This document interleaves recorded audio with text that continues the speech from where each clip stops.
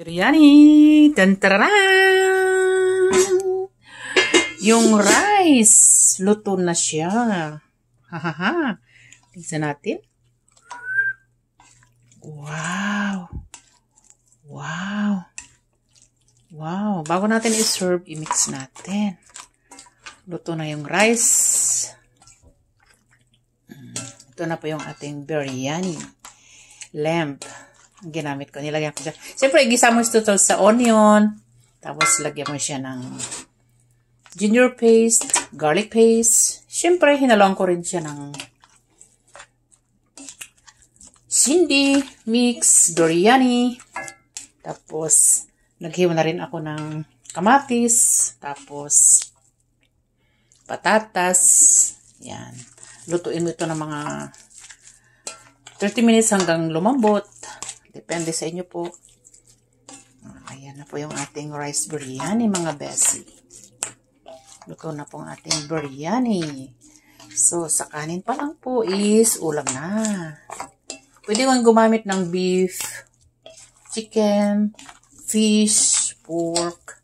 Depende po sa inyong taste. Na gusto nyo po, mga bes. So, siya nga pala, may galap shoutout po sa lahat ng ating mga supporters dyan. Yan. So, ito na po ang ating lutong biryani. Napakasarap ito.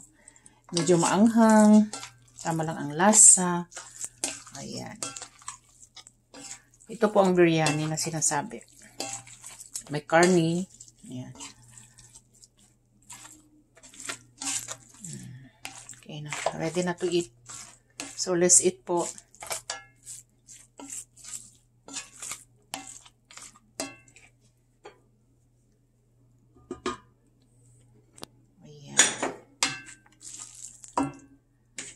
Yung ating i-try out.